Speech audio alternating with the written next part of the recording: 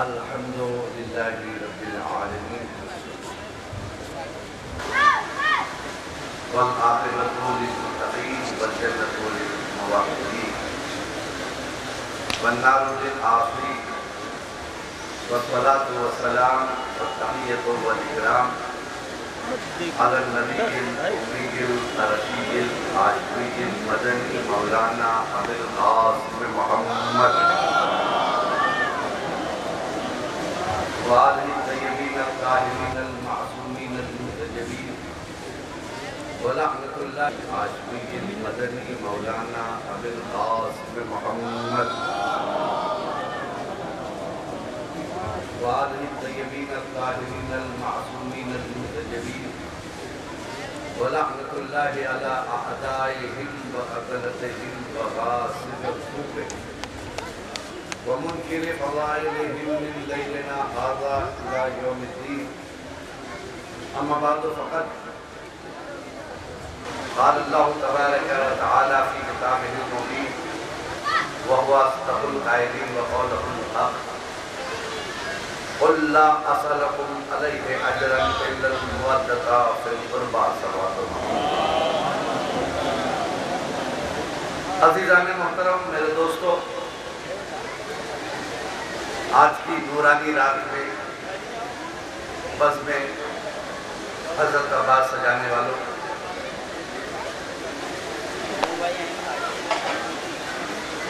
इस हसीन रात,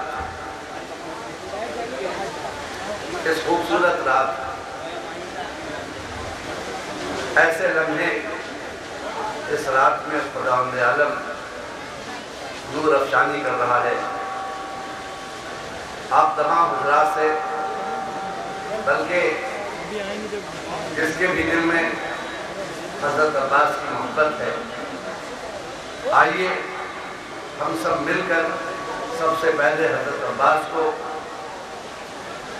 बावाज़ बुलंद दुरूद का नज़राना पेश करें।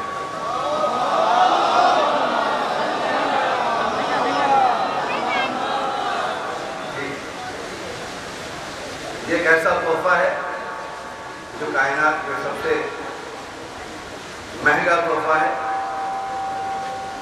इससे अजीम तोहफा नहीं है कि अगर आले मोहम्मद की बारगाह में दुरूद का नज़राना पेश करें।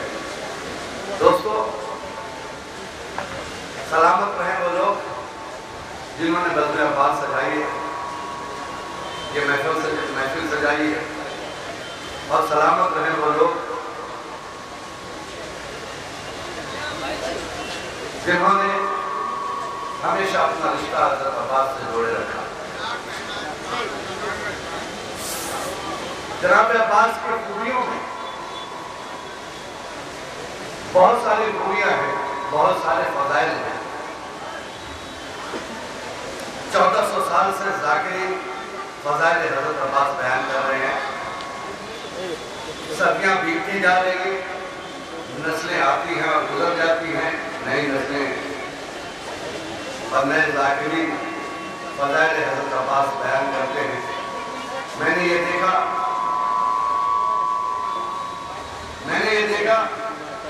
कि हमारी उम्रें तो खत्म हो गई, मगर आज तक ज़िक्र अब्बास खत्म नहीं हो सका।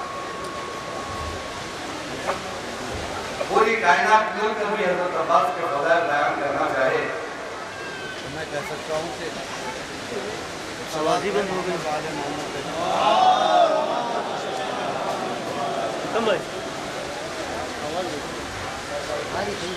अज़मत अब्बास को मिलजुल कर एक सलाम पढ़ता हूँ।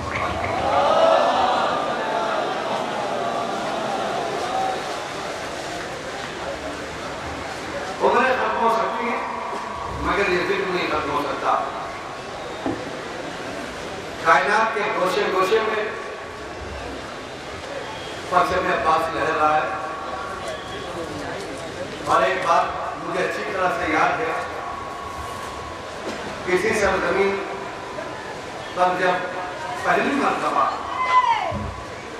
परचम अब्बास लहराया गया था तो उस वक्त मैं यहाँ मौजूद था, और ये पूरा लखनऊ एक जमाने से पानी पर तरस रहा था। और जिस दिन हजरत अब्बास का परचम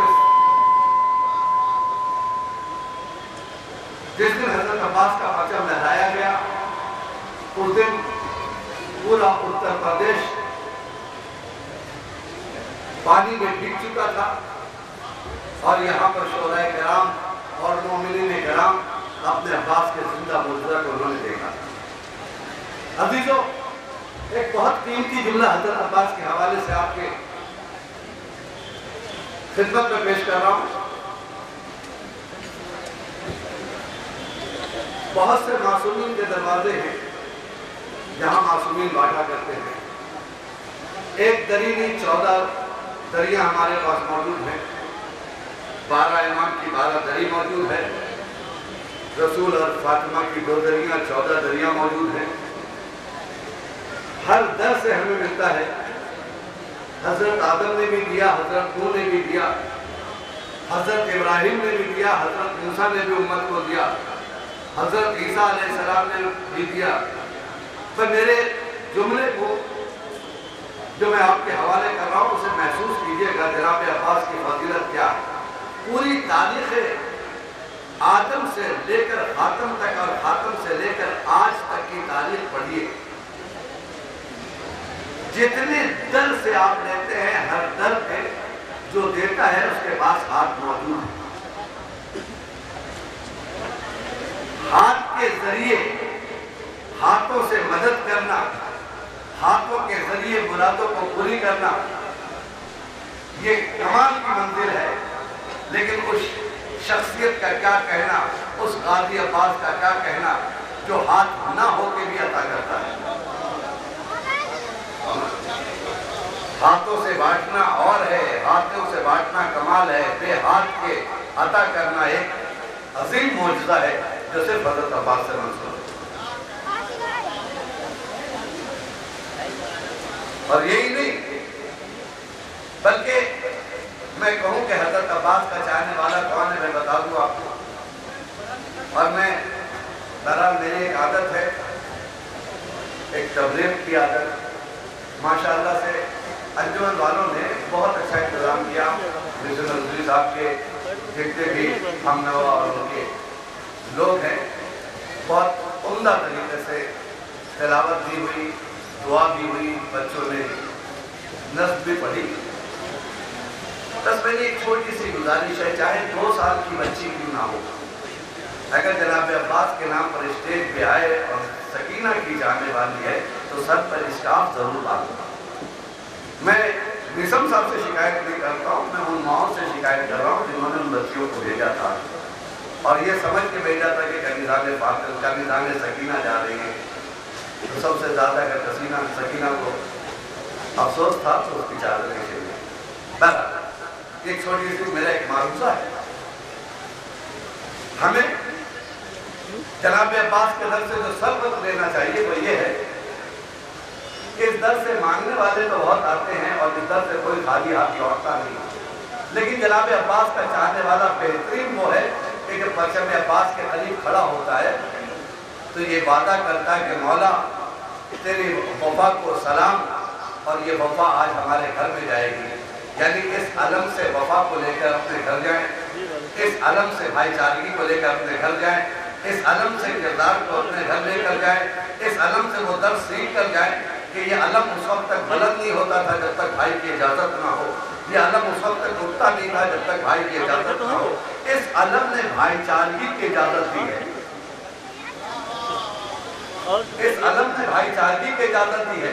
अगर भाईचारगी नहीं है तो सब कुछ हो सकता है, अब्बास का चाहने वाला नहीं हो सकता। सब कुछ हो सकता है मगर जनाब अब्बास का चाहने वाला नहीं हो सकता।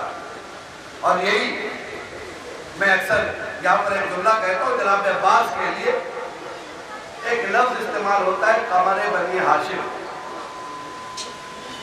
जनाब अब्बास के लिए ये लक़ब मशहूर है कि आपको कमरे बनी हाशिम कहते हैं। कभी आप सोचिए जनाब अब्बास की तमाम फजीलतें लफ्ज़ कमरे बनी हाशिम में पोशीदा है। अगर मैं हिसाब करूँ जनाब अब्बास की तमाम फजीलतें इस लफ्ज़ कमरे बनी हाशिम में पोशीदा है। कमरे बनी हाशिम यानी हाशमी चांद। ठीक है, हाशमी चांद के क्या माने? सिर्फ सुन लेना कि हाशमी चांद के अगर माने को महसूस कर ले और उस चांद की हकीकत को समझ ले तो आपको समझ में आएगा अब्बास मासूम क्यों दिखाई देता है। आपको एहसास होगा कि जनाब अब्बास मासूम क्यों दिखाई देते हैं। देखिए आज भी चांद पूरी कायनात में, बल्कि अबुल फजल अब्बास के रोजे पे अपनी चांदनी बन के बिखेर रहा है। हर आदमी जब चांद को देखता है तो ये कहता है कि ये चांद की चांदनी है, ये नहीं कहता है कि सूरज की रोशनी है। कोई कहता है, अगर कोई आदमी कहे कि साहब ये सूरज की रोशनी है तो लोग उसके पीछे बिगड़ जाएंगे, ये पागल हो गया है, दीवाना हो गया है, रात के वक्त कह रहा था सूरज की रोशनी है, ये सूरज की रोशनी है, ये पागल हो गया, रात के वक्त कह रहा है कि सूरज की रोशनी है। फिर क्या है भाई? कहा चांदनी है, चांद की रोशनी है। लेकिन जब भी आप गौर करेंगे और साइंसदानों के करीब जाएंगे तो आपको ये पता चलेगा कि चांद की अपनी जाती रोशनी नहीं है। चांद की अपनी जाती रोशनी नहीं है। लेकिन जब भी आप चांद को देखेंगे तो कोई नहीं कह सकता कि इसकी जाती रोशनी नहीं है।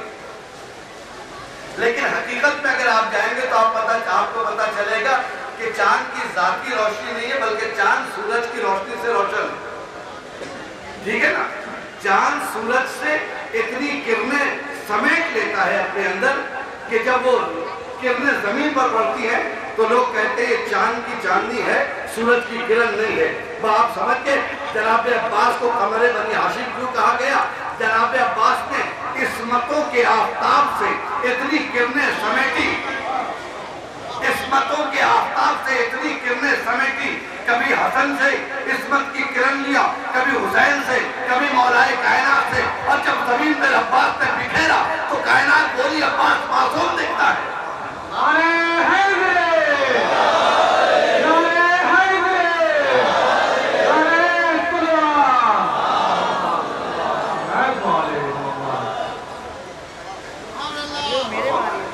हमें दर्श लेना चाहिए,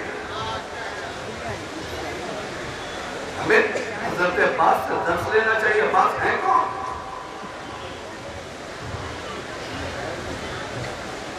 सिर्फ सुन लेना जनाब अब्बास के नाम को, ये हजरत अबुल फजल अब्बास का आलम है, आए और मांगा और लेकर चले गए, ये कमाल नहीं, ये कमाल नहीं। आप इनसे इतना रिश्ता जोड़ लीजिए जनाब अब्बास से, क्योंकि ये वो दर है जहां मांगा नहीं जाता, बगैर मांगे मिलता है, जहां सिर्फ खुलूस देखा जाता है। आप ज़हन में मैं बताऊं, ये क्योंकि ये मैंने कहा ना किस्मतों के आफ्ताब से इन्होंने किरणें समेटी। मासूम मौजूद बैठा है, एक चाहने वाला आया, उसे किसी चीज की जरूरत थी, देखा इतनी भीड़ है, कैसे हम मासूम तक पहुंचे? उसने ख्याल किया जाने तो इस वक्त बहुत मजमा है, वहां तक हम नहीं पहुंच सकते, बाद में आएंगे, जब खलवत होगी, वक्त का इमाम तन्हा बैठा होगा तो अपनी मुराद मांग लेंगे। ये सोचकर लौटा, थोड़ी दूर गया था कि एक शख्स पीछे दौड़ता हुआ आया और आकर कहता, भाई इमाम ने ये लिफाफा दिया है, इसमें तेरी पूरी हाजत रखी हुई है। इसने अपने इमाम से ये भी नहीं कहा कि मौला मुझे दीजिए, ये भी नहीं कहा मौला मुझे चाहिए, बल्कि वक्त का इमाम खुद भेजता है कि वो जरूरतमंद खाली हाथ न लौटे।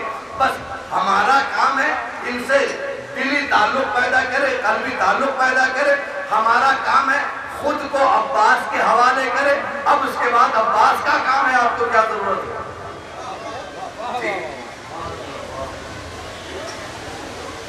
यही वजह है कि आज पूरी दुनिया में आप चले जाइए,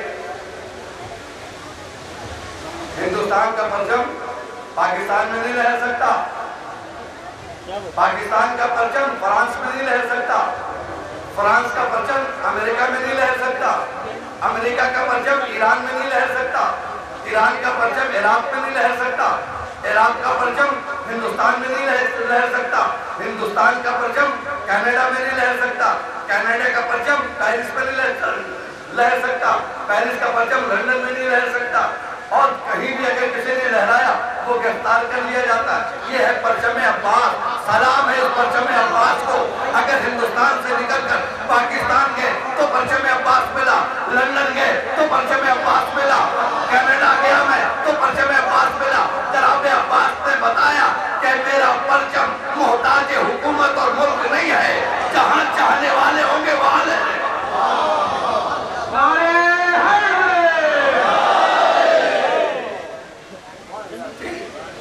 आज तो जनाब अब्बास की विलादत की शब्द है और आपके नारे हैदरी में जैसे लगता है कि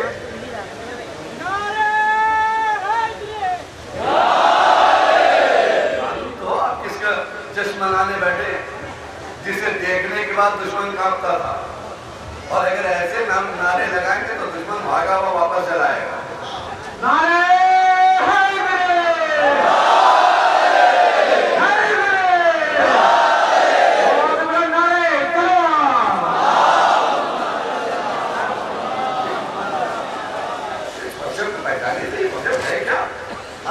परचम पहचानिए, क्या वजह है? मैंने कहा ना कि एक मुल्क का परचम दूसरे मुल्क में नहीं लहरता, लेकिन परचम अब्बास हर मुल्क में लहर रहा है। क्यों भाई? परचम की इतनी अहमियत क्यों है? 15 अगस्त को आपको याद होगा कि जब 15 अगस्त आती है, बच्चे छोटे छोटे परचम लेके निकलते हैं। क्या साहब ये हिंदुस्तान का परचम है? तो ये परचम क्यों? वो कहते इतना खर्च क्यों हो रहा है परचम पे? कहते हैं इतना खर्च क्यों किया जा रहा है, या आपको तकलीफ क्यों है? आप अपनी हुकूमत से पूछिए कि 15 अगस्त को जो परचम लहराया जाता है क्यों? कहा साहब इस परचम के साए में हिंदुस्तान अमेरिका की गुलामी से आजाद हुआ था।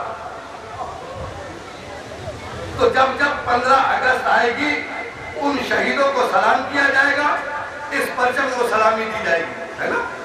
यही वजह है ना। उसमें बड़े बड़े मुल्ला, बड़े बड़े मौलवी, अगर किसी स्कूल का टीचर है, उप अधिकारी है और हमारे प्रधान अध्यापक है, उसे भी जाकर 15 अगस्त को बच्चों के साथ लहराना है। किसी भी मुल्क का पढ़ा हुआ हो, किसी देश का पढ़ा हुआ अगर भारत में रहता है और किसी पोस्ट पर है, तो 15 अगस्त को उस पर लाजिम है कि जाए। किसी घर से ताल्लुक रखता हो, ऐसे घर से क्यों ना ताल्लुक रखता हो जहां बड़े बड़े देवबंद हो, वहां का भी अगर होगा तो उसे भी 15 अगस्त को आकर सलाम करना है। मैंने पूछा भाई क्या जरूरत है ये 2.5 मीटर के कपड़ा जो हिंदुस्तान का इतना खर्च होता है, ये असलहे, ये सारी चीजें, ये परेड, ये फौज की परेड, ये जल सेना, ये थल सेना, ये वायु सेना, ये सब परेड करने क्या बात है? अरे एक मरतबा हिंदुस्तान आजाद हुआ, का मौलाना कैसी बातें कर रहे हैं? हम उन शहीदों को कैसे भूल जाएं?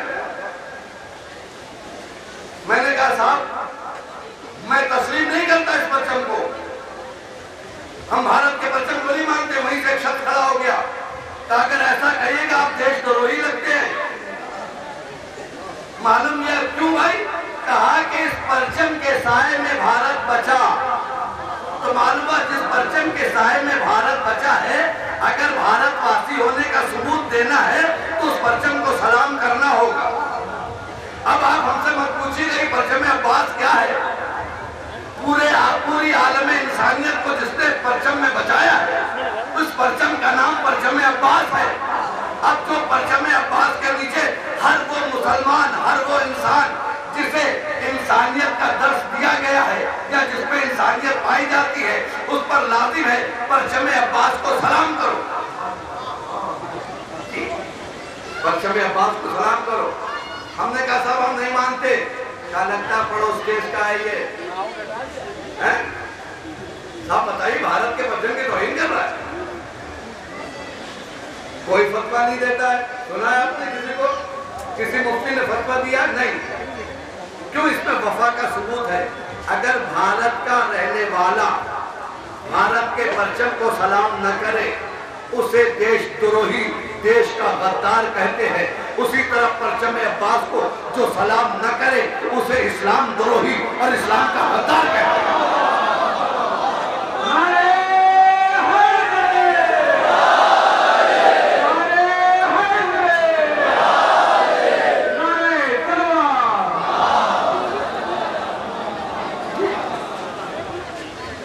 ईमान द्रोही, ईमान का गद्दार कहते हैं। अगर दायरे ईमान में रहना है तो परचम अब्बास को सलाम करना होगा। अगर दायरे ईमान में रहना है तो तुम्हें परचम अब्बास को आकर बोसा देना होगा। ठीक, परेड होती है साहब, परेड 15 अगस्त को देखा ना, परेड लेफ्ट राइट, जल सेना, थल सेना, बच्चे जाकर देख रहे हैं, खुश हो रहे हैं। क्या साहब, ये क्या शक्ति प्रदर्शन है। हम अंग्रेजों को चैलेंज कर रहे हैं। कल के भारत में और आज के भारत में बहुत फर्क है। कल का भारत गुलाम था, आज का भारत आजाद है। ये फौजें ट्रेनिंग पाकर परेड करके बताती है कि भारत आज इतना मजबूत हो गया है कि जालिमों को चैलेंज दे रहा है। क्या भारत की तरफ पलट कर न देखना? अब आप समझ गए, ये एक किस्म की ताकत का मुजाहिरा है। कल वाला भारत अब नहीं है, अब हम मजबूत हो चुके हैं। अब हमारा भारत महान है। अब हमसे आप मत पूछिएगा कि अलम के साथ साथ जुलूस क्यों चलता है, मातमी दस्ता क्यों चलता है। ये मातमी दस्ता नहीं है, अलम लेकर आवाज दे रहा है। अगर इस दौर में कोई यजीदी जिंदा है, अगर इस दौर में कोई यजीदी जिंदा है तो आओ, ये हुसैनियों का खुला चैलेंज है। माजिदो सलाम और सफास को वक्त के दामन में गुंजाइश नहीं है। शोराए कराम को नजराने हकीकत पेश करना है। हकीकत में आप काफिया और हदीस सुनने आए हैं, वाक़या और हदीस नहीं। लिहाजा मैं वाक़या और हदीस ज्यादा नहीं सुनाऊंगा क्योंकि आप मुंतज़िर हैं काफिया और हदीस के। जी दोस्तों, मेरी गुजारिश है, आज की रात अगर कोई जनाब अब्बास से बगैर अहद पैमान किए हुए वापस चला गया, सब कुछ होता है, हो सकता है अब्बास का चाहने वाला नहीं। एक अहद इस परचम अब्बास के नीचे करके जा, एक कम से कम एक, हम नहीं कहते कि सारा मान लो या कह दो। अगर कोई बेनमाजी था तो परचम अब्बास के नीचे ये वादा करके जाए कि मौला आज हम आपकी इस विलादत की खुशी में इस बात का वादा करते हैं कि घर जाएंगे तो इसके बाद कभी नमाज मेरी छूटेगी नहीं। अगर बेवफा है तो ये वादा करके जाए, मेरे अब्बास आज मैं वादा करता हूँ कि बेवफाई मेरे करीब कभी नहीं होगी। अगर कोई शख्स अपने भाई का हक लेकर घर में बैठा हुआ है तो इस परचम से वादा कर जाए कि आपने जिस तरह अपने भाई पे जान कुर्बान कर दी थी, मैं अपने भाई का हक वापस करने जा रहा हूँ। अगर इस तरह से लौट कर आया तो समझो अब्बास से रिश्ता जोड़ कर गया और कुछ वादा किए बगैर गया। तो मैं ये तो नहीं कह सकता हूँ तोड़ के गया, लेकिन ये सुन लीजिए जोड़ कर भी नहीं गया। आज की रात मैंने एक मरतबा तकरीर में जुमला कहा था दौला की करबला में, तो जैसे हम लोग अमामुल ज़माना को एक दिन इस्तेमाल करते हैं,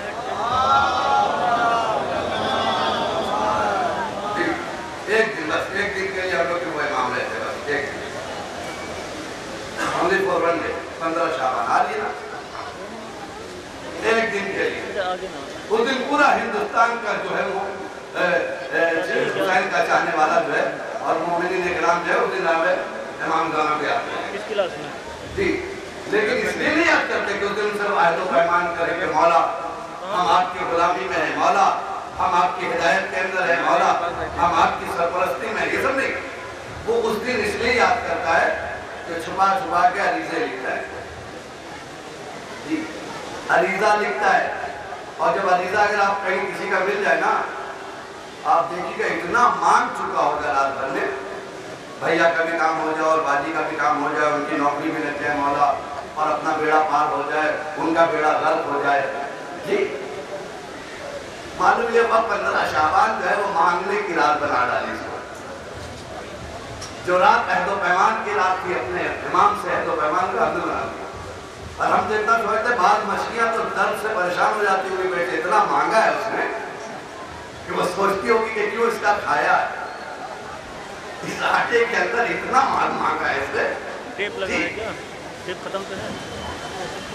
अहदो पैमान ये जश्न की सारी चीजें मैं आपको एक पैगाम दे दूं, अगर मेरी इस तकरीर के बाद एक भी अहदो पैमान करके यहाँ से गया तो मैं मीसम रिजवी को सलाम करूंगा कि तुम्हारी सारी मेहनतें बर्बाद कबूल हो गई, और तमाम मौला के दरबार में अगर एक भी इस रात को हिदायत भागा चला जाए।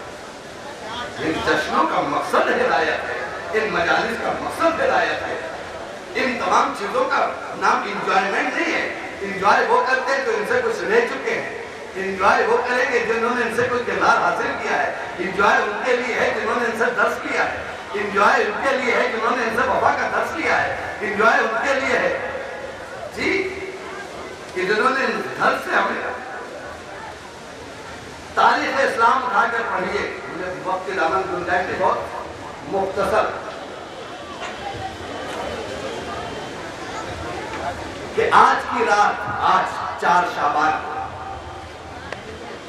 एक वफादार आया दुनिया में। 3 शाबान को वक्त का इमाम आया, एक मासूम जैसा, दोनों की सिफतें बहुत मिलती हैं। 3 शाबान को जो आया वो भी अली का बेटा, 4 शाबान को जो आया वो भी अली का बेटा, 3 शाबान को आया जो उसकी भी मां फातिमा, 4 शाबान को जो आया उसकी भी मां फातिमा। मैं वो फातिमा नहीं कह रहा हूं कि फातिमा ने दुआ की, फातिमा ने दुआ की वो है, लेकिन जनाब अब्बास की वालिदा का नाम भी फातिमा है।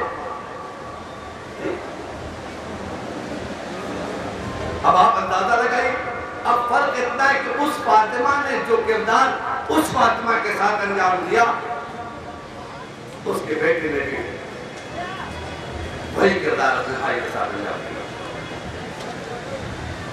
इल्म अब्बास, ताकत अब्बास, जुर्रतमंदी अब्बास, तारीख में नहीं मिलता, इसलिए कि इल्म का मुजाहिरे का मौका कभी जनाब अब्बास को मिला नहीं। इल्म के मुजाहिरे का मौका कहाँ मिलेगा? या दौरे अली में थे तो मौला के सामने जबान नहीं खोल सकते थे, दौरे हसन में आए तो इस मासूम के सामने जबान नहीं खोल सकते थे, दौरे हुसैन में आए तो जनाब अब्बास किस मासूम के साथ जबान नहीं खोल सकते थे। यही वजह है कि जनाब अब्बास का इल्म कितना था इसका अंदाजा किसी को नहीं हो सका। जनाब अब्बास की ताकत कितनी थी इसका अंदाजा आज तक किसी को नहीं हो सका। लेकिन आज मैं बहुत इख्तिसार के साथ, और इसी पे बात खत्म हो जाएगी, कि आज मैं बताऊंगा जनाब अब्बास का इल्म कितना था। एक दुरूद पढ़े मोहम्मद वाले मोहम्मद।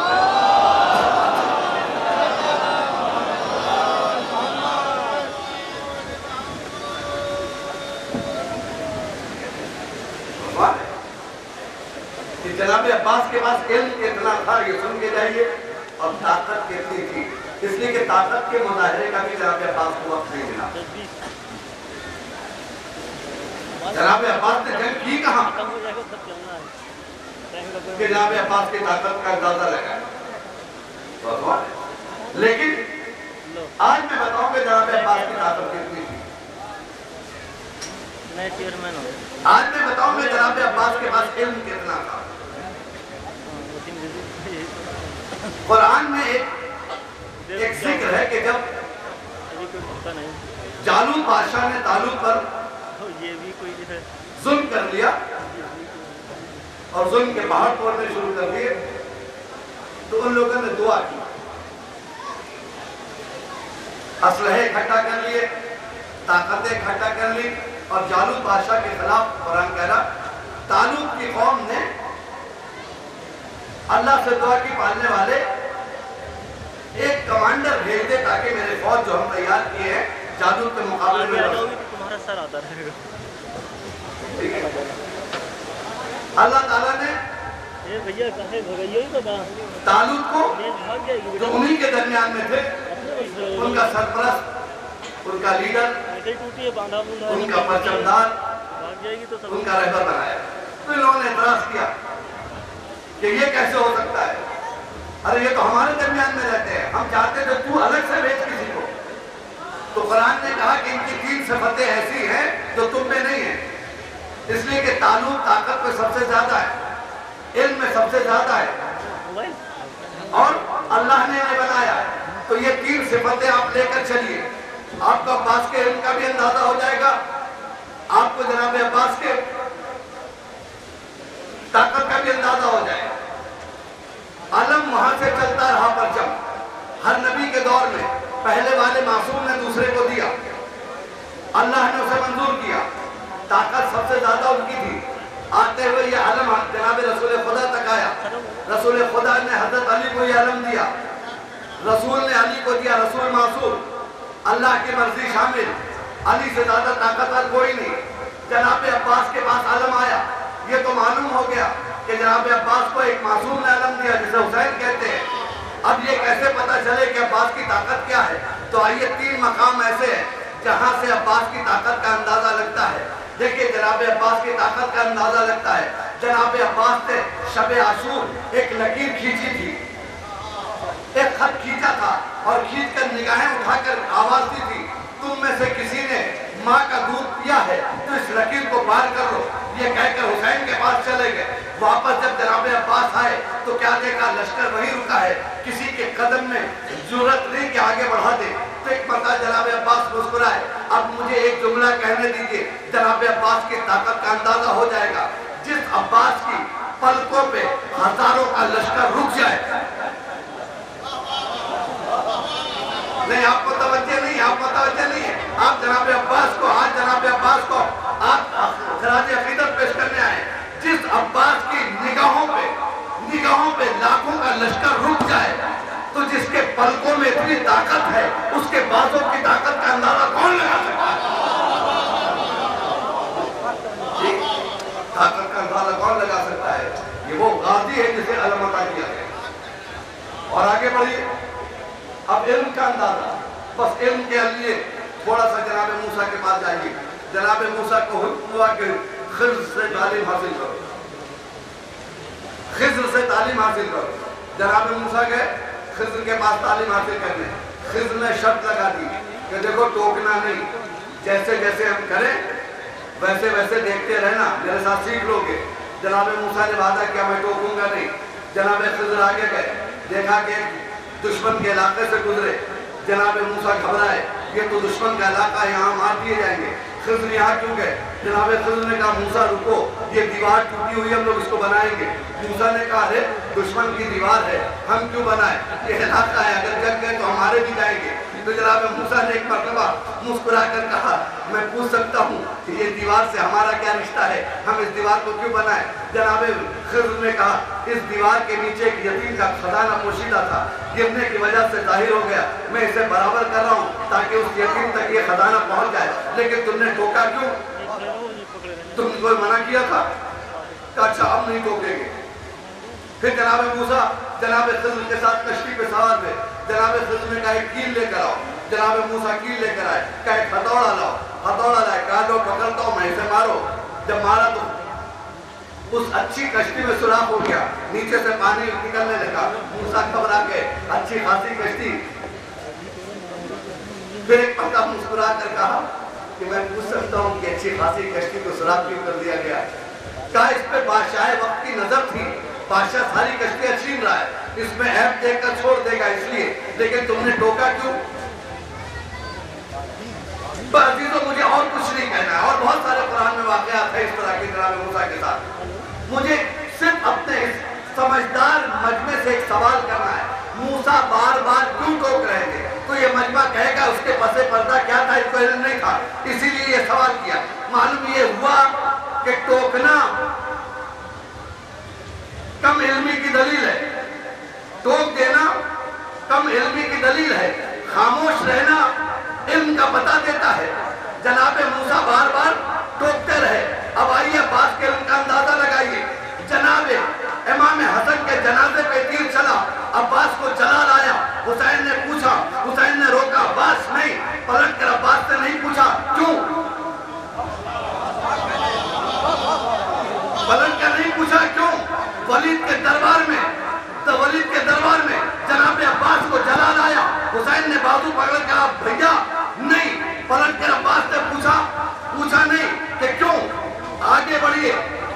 फुरात हटाने का सवाल आया, अब्बास को जला लाया। हुसैन ने कहा भैया हटा लो, पलट कर नहीं पूछा क्यों। ये बार बार जनाब अब्बास की खामोशी बता रही है कि अब्बास का इल्म, अब्बास का इल्म मूसा जैसे नबी से अफजल था। सलाम रे मोहम्मद वाले मोहम्मद।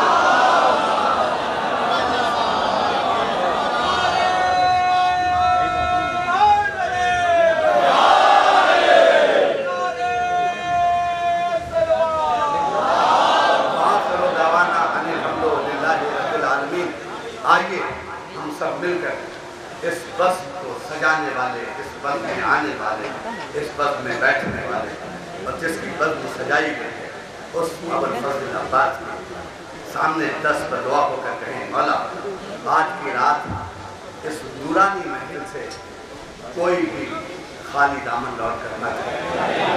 ये मेरे मौला, ये मेरे परवरदिगार आलम, लखनऊ की सरजमीन पर मोमिनीन ने लखनऊ में इत्तेहाद और मिल्लत का जज्बा। मौला हमें मालूम है कि आपका वारिस पर्दे में है और वो आने वाला है, उसे सबसे ज्यादा अगर किसी चीज की जरूरत है तो मोमिनीन में इत्तेहाद की। मौला हम मुत्तहिद होकर इमाम की फौज में शामिल होने का हमें जज्बा अता फरमा। मेरे अल्लाह, वो मेरी बहनें, वो मेरी बच्चियां, वो मेरी बेटियां जिनकी शादियां अभी तक नहीं की, पालने वाले तुझे अब्बास से वफा का वास्ता, वो बच्चियां खैर वाफियत के साथ अपने अपने घरों को रुखसत हो जाएंगे। ये मेरे अल्लाह, ये मेरे परवरदिगार आलम, तुझे जनाब अब्बास का वास्ता, वो मेरी बहनें जिनकी शादियां हो चुकी हैं, अगर उनकी गोदियां खाली हैं उनकी गोदियों को आज की रात भर दीजिए। ये मेरे अल्लाह, जो जवान बेरोजगार थे उन्हें रोजी अता फरमाइए। ये मेरे अल्लाह, ये मेरे परवरदिगार आलम, जो रोजगार रखते हैं, जिनके पास तिजारतें हैं, उनकी तिजारत में तरक्की अता फरमा। मेरे मौला, इस सरजमीन लखनऊ क्या सरजमीन हिंद से बहुत सारे मोमिनीन हिंदुस्तान के बाहर रहते हैं, जहाँ जहाँ मोमिनीन मोमिनात जिंदगी गुजार रहे उनकी जान, माल, इज्जत, आबरू की हिफाजत फरमा। ए मेरे आका, ए मेरे मौला, वो लोग जो उन चीज़ों को जिसे अल्लाह की तरफ मंसूब किया गया है, वो जिन्होंने औकाफ इलाही को, औकाफ वक्फुल्लाह को,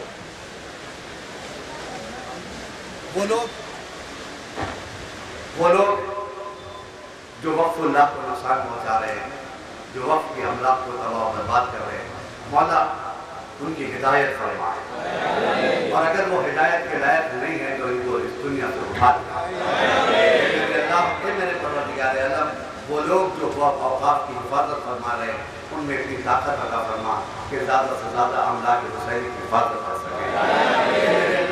हम सबको परचम अब्बास के साथ जज्बे ईमानी के साथ बाअमल होने की तौफीक अता फरमा।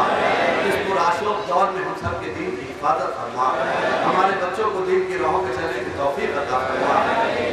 दुनिया और आखिरत दोनों जगह हम सबको इज्जत अता फरमा। हमारे इमाम ज़माना का जल्द से जल्द ज़हूर फरमा, उनके अंसार व अक़रबा में हमें शरीक फरमा। रब्बना तक़ब्बल मिन्ना इन्नका अंतस समीउल अलीम बिहक़्क़ि मुहम्मदिन व आलिहि ताहिरीन।